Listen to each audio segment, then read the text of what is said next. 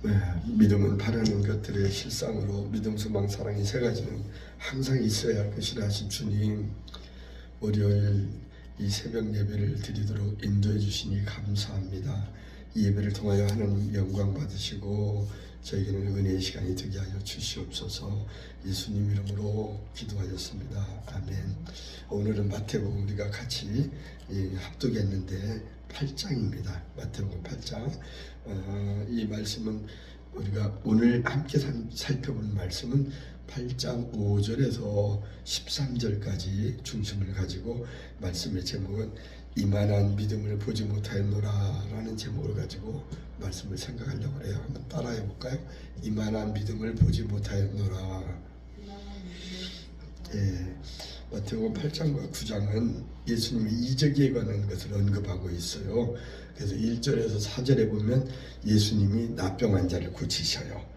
그리고 우리가 보는 오늘 본문 말씀 5절에서 13절은 예수님이 백부장의 하인을 고쳐주심인데 거기서 보면 이 백부장의 태도에 대해서 우리가 교훈을 삼으려고 합니다. 그리고 14절에서 17절까지는 예수님이 베드로의 장모를 고쳐주는 내용이 나오고, 그리고 18절에서 22절은 예수님을 따르라 하시며 죽은 자들은 죽은 자들로 장사하게 하고 너희들은 나를 따르라 이렇게 말씀합니다.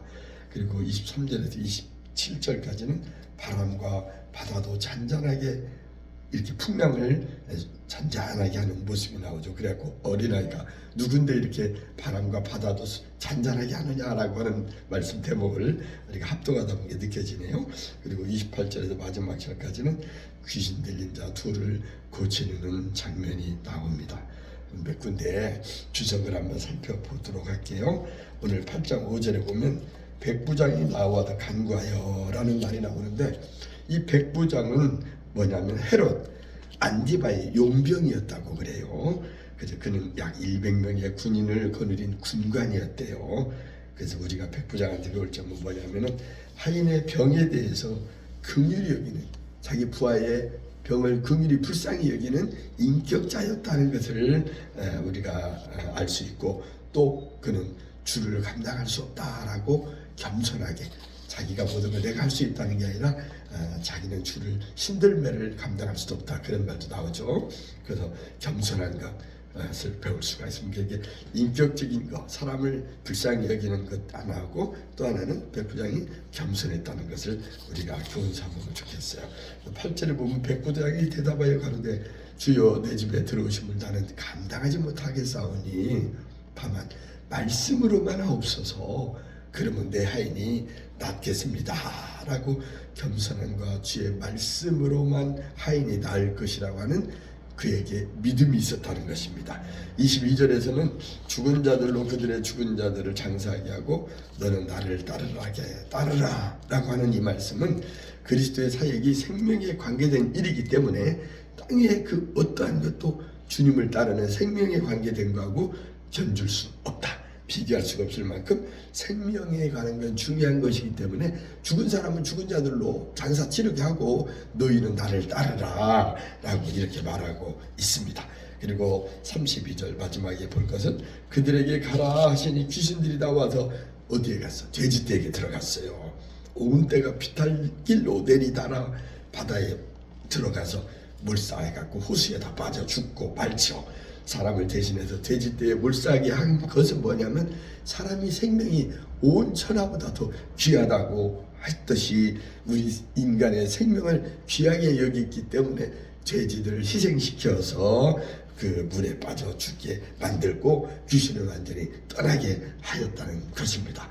오늘 본문의 말씀 10절에 보면 예수께서 들으시고 놀랍게 여겨 따르는 자들에게 이르되 내가 진실로 정말 진짜로 내가 너희에게 말하노니 이스라엘 중에 뭐라고 하냐면 이와 같이 백부장과 같이 이만한 믿음을 내가 보지 못했다 라고 극찬을 하는 말씀이 나와요. 그래서 이 말씀을 보면서 백부장이 무엇 때문에 이렇게 하나님께 극찬을 받았을까? 여기에 문제에 포커스를 맞춰서 말씀을 세 가지로 생각하려고 합니다. 첫째는 뭐냐? 백부장은 믿음의 참 소유자였다, 믿음을 가진 신앙이었다는 거예요. 평상시에 예수님은 유대인들에 대해서 실망을 하고 있었대. 그 당시에요. 왜냐하면 유대인들이 신앙적으로 살아야 하는데 실제 그들이 하는 모습을 보면은 개차마냥 그렇지 못했다는 거야. 불신앙적으로 했기 때문에 흔히 우리가 쓰는 말로 믿던 도끼에 발등 지킨다고. 예수님은 유대인들에게 신앙적인 걸 기대했는데 그들의 하는 짓을 보면 그러지 않았다는 거야. 그래서 이렇게 실망 가운데 살 때 그 가운데 백부장은 이방인이었음에도 불구하고 그 당시 어느 유대인보다도 주님의 인격과 주님의 그 능력, 주님의 그 절대적인 능력을 믿고 순종하는 겸손의 덕까지 갖춘 믿음의 소유자였다. 이것을 우리는 하나님이 극찬한 이유 가운데 하나로 삼을 수가 있습니다. 둘째는 뭐냐? 그는 말씀을 믿는 돈독한 신앙인이었어요. 8절에 보니까 다만 무엇으로만 하라고 그래요? 말씀으로만 하옵소서. 그러면 내 하인이 낫겠습니다 라고 고백한 이 신앙 고백은 얼마나 위대한 믿음의 소유자였는가를 우리가 짐작할 수가 있습니다. 특히 당시에는 아직 말씀으로 이적과 기사 어떤 기적을 보이기 전이었기 때문에 예수님이 그러한 물로 포도주를 만든다거나 이렇게 그 여러 가지 오병이어라든가 죽었던 회당장 야ir의 딸을 살리고 38년 된 병자를 고치는 등 여러 가지 이적과 기사를 보였는데 그때는 그런 상황을 나타내기 전이었대요. 그럼에도 불구하고 이 백부장은 말씀으로 모든 걸 다 해결할 수 있다는 이러한 믿음과 확신이 그에게는 있었습니다. 요한복음 21장 28절과 29절에 보면 도마가 말하기를 나의 주님이시여 나의 하나님이시여. 예수께서 이르시되 이 부르는 그 도마의 대답 묻는 말을 듣고 너는 나를 본 거로 믿느냐 하면서 뭐라겠어요? 보지 못하고 믿는 자들이 복되도다 하셨어요.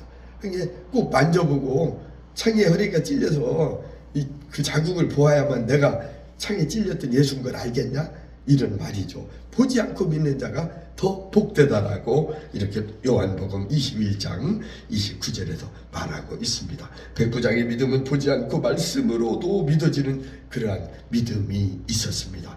진실로 백부장의 그 믿음이야말로 믿음을 갖고 그 믿음을 확신하는 고차원적인 신앙의 소유자였다는 거예요. 첫째는 믿음이 있었고 둘째는 뭐냐? 말씀을 믿어. 말씀으로만 해도 내 하인이 낫겠다라는 믿음과 확신이 있었다는 거죠. 셋째는 마지막 뭐냐? 믿음만 있으면 뭐합니까? 행함이 없는 믿음은 죽은 믿음이라고 그러잖아요. 그 백부장은 행하는 믿음이 있었답니다. 야고보서 2장 26절에 말합니다. 영혼 없는 몸이 죽은 것 같이 행함이 없는 믿음은 죽은 것이니라 라고 하면서 행함을 강조했어요. 사랑을 실천할 때 그 진가를 발휘합니다. 백부장은 자신의 믿음을 하이니 병을 고쳐주시는 그 사랑을 통하여 몸소 사랑의 실천을 했었습니다. 그는 실로 산 믿음을 실천한 믿음의 소유자였다는 것이죠. 우리 주님께서는 백부장을 향하여 10절에서 뭐라고 그래요? 이스라엘 중에 아무한테 그 누구한테도 이만한 믿음을 내가 보지 못했다 라고 극찬을 하였습니다. 이러한 극찬을 받기에 손색이 없는 진실한 참 신앙이었던 것 같습니다. 우리는 이 백부장을 통해서 우리는 세 가지를 배워야겠어요. 첫째는 뭐냐? 믿음을 소유하는 참 신앙이었다.